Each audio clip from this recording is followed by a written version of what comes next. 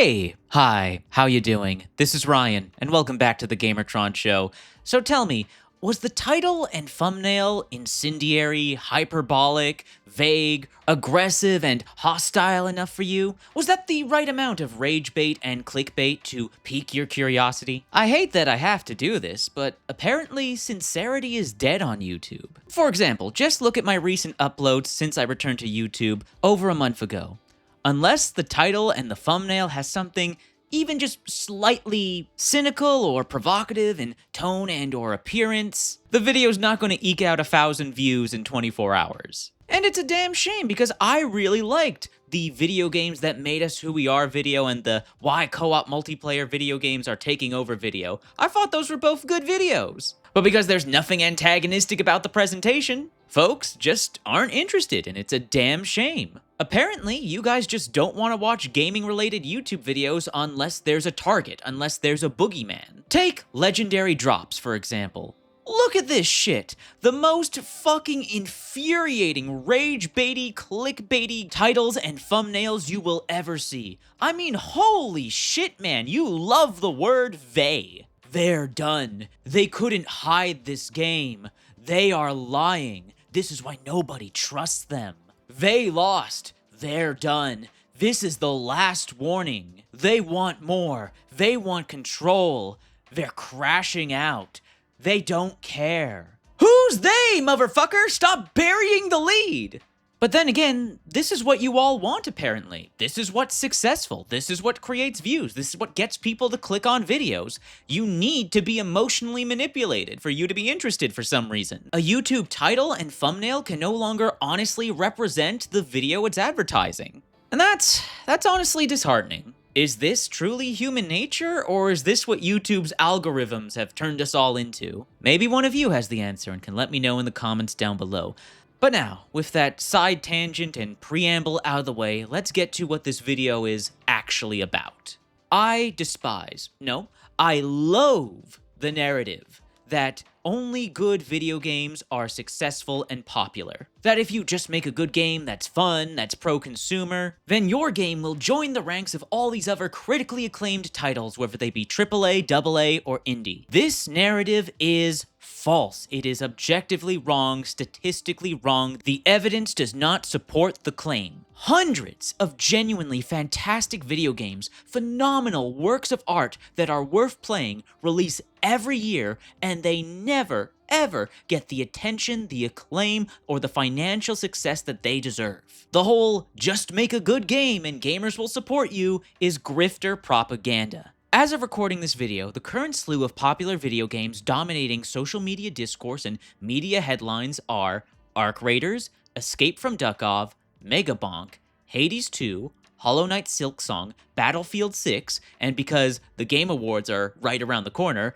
Clair Obscur Expedition 33. Now here's the thing. These are all genuinely fantastic video games. They deserve to be talked about. They deserve the praise. They deserve the headlines. They deserve and earned their popularity and success. That being said, nonetheless, there remains a deluge, dare I say, a cornucopia of titles that go unknown, unpraised, unloved, never reaching the heights of popularity and success to their peers. Even though it's through no fault of their own, these are genuinely good games, games that are just as good, and dare I say in some cases, even better than their peers that are taking up all of the spotlight. Sure, you've no doubt heard of Arc Raiders, Escape from Duckov, Mega Bonk, Hades 2, Hollow Knight Silksong, Battlefield 6, and Clair Obscur Expedition 33. But have you heard of Abselum, Abyssus, GODBREAKERS, Metal Eden, Herdling, Morta?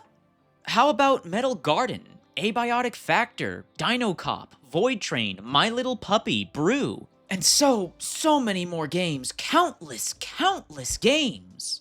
And yet all of the dregs, wretches, and demagogues on the internet have the audacity to say there's no games to play, gaming is dead, there are no good video games anymore, gaming is dying. If you still unironically spew this garbage, have this perspective, you're either a liar or you're an idiot. There's simply too many games to play. There's too many good games to play. There's too many interesting and original games to play. There's not enough time and there's not enough money to buy and play them all. Dude, my backlog is enormous just for 2025 games alone. 2025 has been a phenomenal year for video games, just like 2024 and 2023 before it. So there is no logical or genuine reason for you as a gamer, as someone who enjoys video games are your hobby, they're your pastime, you're passionate about this form of media, art, and entertainment. There's no reason for you, as someone who likes video games and plays video games, to not be enjoying video games right now. Whether it's playing hyper-popular mainstream titles or underrated, undiscovered gems. Which is what I want to focus on, the underrated, undiscovered gems, the games that are not as popular as they should be. These games have just as much love, passion, heart, and soul put into them, comparable to that of Arc Raiders, Mega Bonk, Hades 2, Hollow Knight Silk Song, Clair Obscur Expedition 33. Please, I implore you, check out these games. You never know, one of them could be your next favorite. First up, we have Abselum.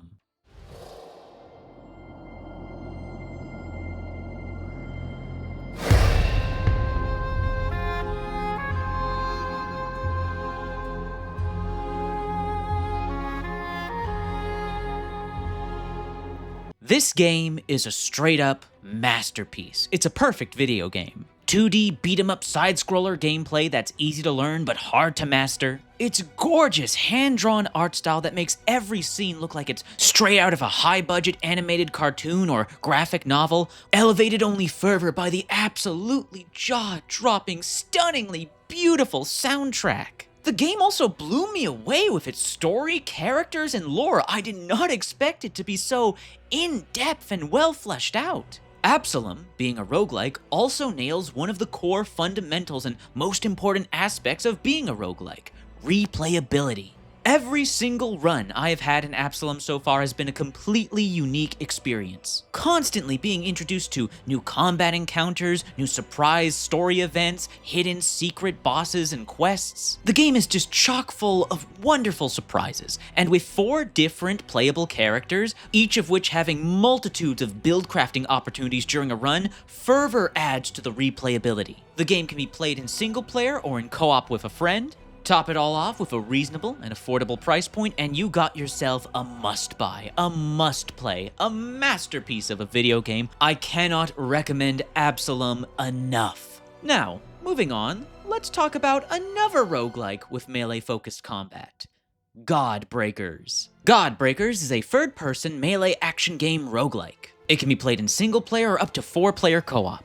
While GODBREAKERS is a roguelike with replayability and build crafting in mind, the real appeal of this game comes from its 6 different weapon archetypes to unlock and pick from, all of which play completely differently from one another, offering a variety of different playstyles, with various combos to pull off and master during combat. And to complement that, we have the excellent boss battles. The boss battles in GODBREAKERS are fantastic. Visually creative, a diverse array of attacks to learn and overcome, punctuated with fantastic music. I also have to praise the game for its eye-catching, colorful art style, as well as on the more technical side of things, the game is extremely well optimized. PC players rejoice. A multitude of graphics options to tinker with to your liking. I quite like GODBREAKERS. I've had a lot of fun playing it, and I definitely recommend it if you're a fan of co-op games, if you're a fan of melee-focused combat games, and really good boss battles and games. If any of that appeals to you, I think you'll enjoy GODBREAKERS.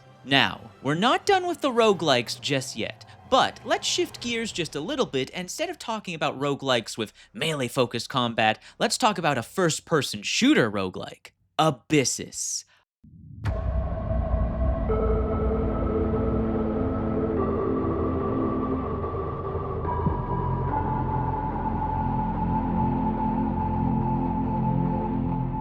I fucking love this game. I love Abyssus. I've been hounding my friends to buy and play this. So far, no one has, and it pisses me off. I just want to play Abyssus with my friends, goddammit. Abyssus is so good. It's so fucking good. It's Deep Rock Galactic meets RoboQuest with a brine punk aesthetic. The first-person shooting gunplay feels great, the movement is buttery smooth, it nails its roguelike features with a variety of build crafting and replayability, vast multitudes of gameplay modifiers to make your runs more diverse, more challenging, more more interesting, an almost overwhelming amount of challenges and achievements and unlocks to chase after, and the game is just overflowing with charm and personality and creativity. Whether it's the fantastical arsenal of customizable weapons, the varied and challenging boss battles, the brine punk aesthetic. Gods, the brine punk aesthetic is so charming. You know how Deep Rock Galactic has the infamous Rockin' Stone button? Well, Abyssus has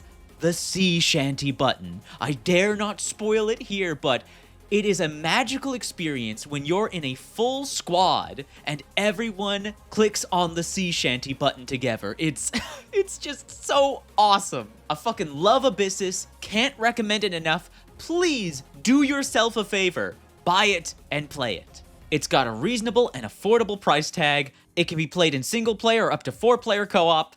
No excuses.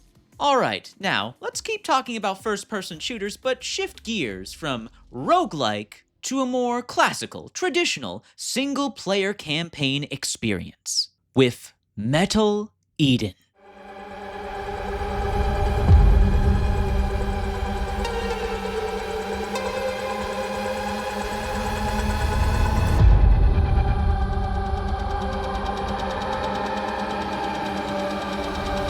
Do you like Cyberpunk? Do you like Doom Eternal? Do you like Ruiner?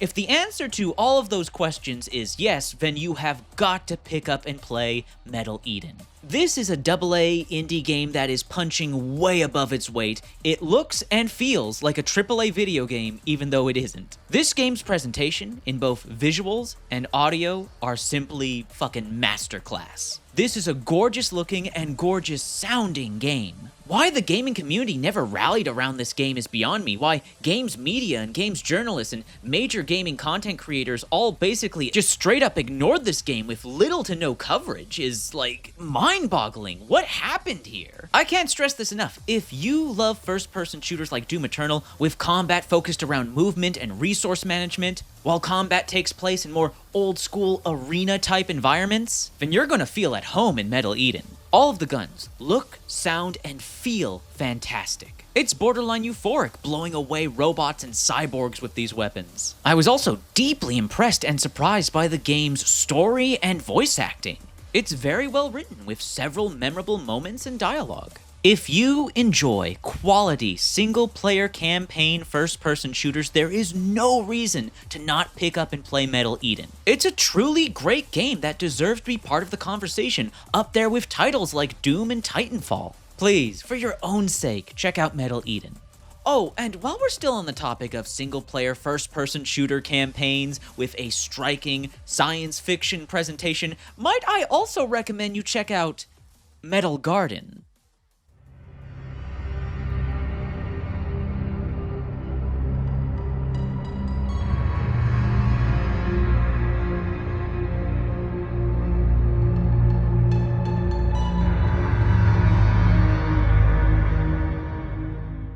Travel through an overgrown megastructure and discover what lies beyond it. Metal Garden is a short, atmospheric, single-player FPS game.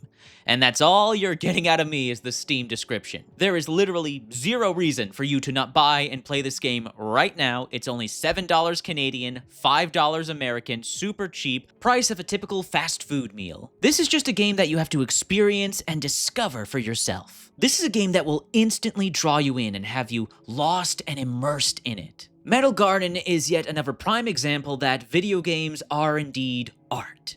They're a medium of storytelling that provide experiences that only they uniquely can provide. Alright, let me try and sell you on the game this way. Let me put it to you this way.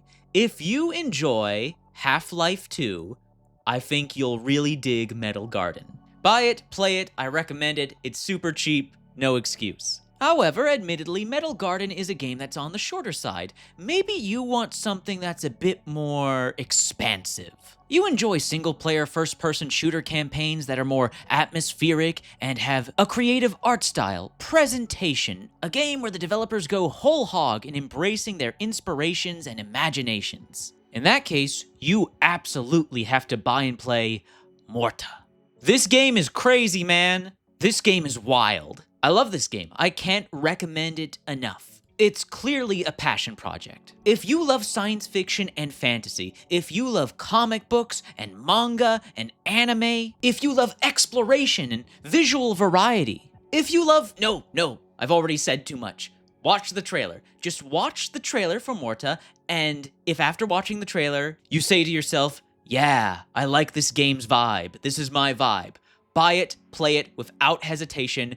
Best to go into the game with as few spoilers as possible. Just watch the trailer, play and experience the game for yourself. It is just full of so many wonderful, wondrous surprises. Playing Morta was like playing Remnant and Elden Ring for the first time again. That feeling of there's always something new to discover around every corner, that anything could be possible in this game, that this game may just never end. This game is a masterpiece, and it's an absolute fucking travesty, a damn shame, a crime that this game isn't in the conversation for Game of the Year. Little to no buzz from mainstream, big-name gaming content creators and gaming journalists, the media in general. Fucking shameful. Buy Morta. Play Morta. That is all. Anyways, let's move on from first-person shooters now, but let's stick with single-player games that are really going for atmosphere and feels. Tell me, do you enjoy the video games Journey and or Abzu?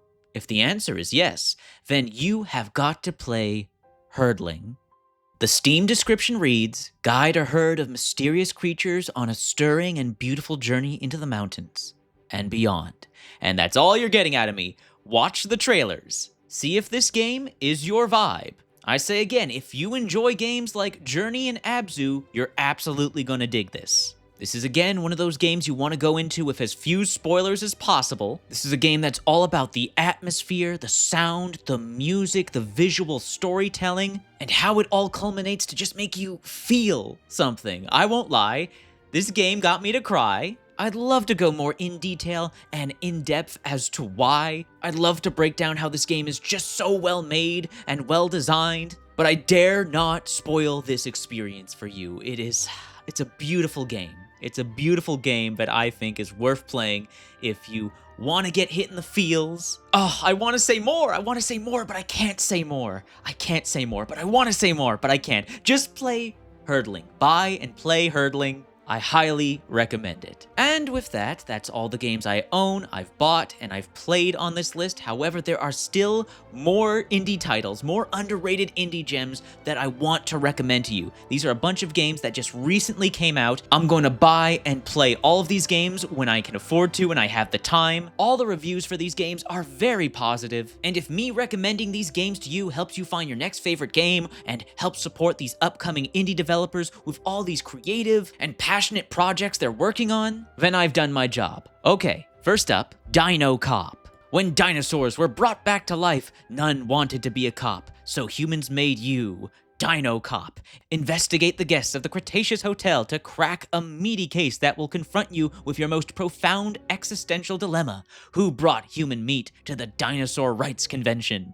Features a rich and funny story starring a dozen anthropomorphic dinosaurs and other silly characters entangled in personal drama and socio-political issues about the realities of dino life in a human world. Sniff out crimes thanks to your magnifying glass, your literal nose, and other tools that will let you interact with the environment in clever ways. Keep track of your investigation using a detailed node system and timetable. About 10 hours of gameplay. Game is super affordable, it's less than $20, both Canadian and American. Its premise and presentation is just so fun. It's just so fun. If you love dinosaurs, if you love comedy-focused games, you absolutely gotta check this out. Up next, Void Train. Void Train finally left early access and is now fully released. Steam description reads, become a crew member of an extra-dimensional express train, discover a new world full of mysterious creatures, enemies, and places, upgrade and customize your train, gather new materials, and build better weapons. Play solo or online co-op with up to 4 players.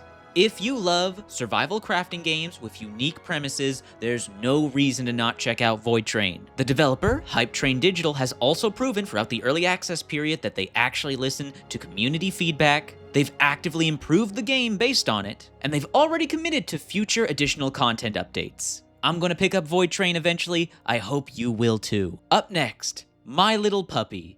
Do you love dogs? Are you in the mood for being emotionally devastated and crying your eyes out? Good! So am I. My Little Puppy caught my attention, and I can't wait to pick up and play this. The creativity and passion of indie video game developers never ceases to amaze me. This is why I love video games, man. Anything is possible with them. There is no story, no premise too outlandish that video games can't transform into a wonderful work of art and a one-of-a-kind personal experience. I hope y'all will check out My Little Puppy with me when there is time and money for it. Final game on this list. Let's end where we began, with a roguelike. Brew. The Steam description reads, face the challenges of the tower as you enroll into the Alchemy Academy in this action-packed third-person roguelike. Brew potions to boost yourself in the heat of battle and use multiple weapons to defeat dangerous foes and pass your exams. I really dig this game's art style and presentation. I love roguelikes. I love third-person action and combat games. This game looks like my cup of tea. This looks like a ton of fun. It's got a certain whimsy and charm to it.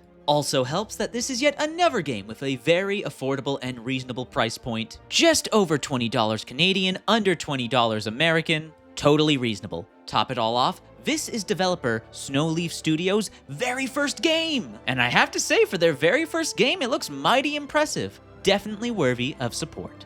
Alright, I've been talking to y'all about video games for over 20 minutes now, and talking about all these games has just made me want to go and play them. So that's been a video. Thank you for watching. If you did indeed like the video in any way, shape, or form, please be sure to hit the like button, leave a comment in the comments section, share the video on social media, Twitter, Reddit, and Facebook, maybe even some Discord servers you're a part of. Sharing the video helps more people see it. If you want to help out and support me directly, please consider making a financial donation via the Super Thanks feature here on YouTube, or by clicking on the links and donating via my Ko-Fi or Buy Me a Coffee pages, links in the description down below. Anyways, once again, that's been a video. Thank you for watching. I'll see you all later. Oh, I fucking love video games, man. I fucking love video games. Video games are so goddamn awesome, and there's just too many of them, man. There's too many games. There's too many games to play. There's too many games and not enough money and time. There's too many games!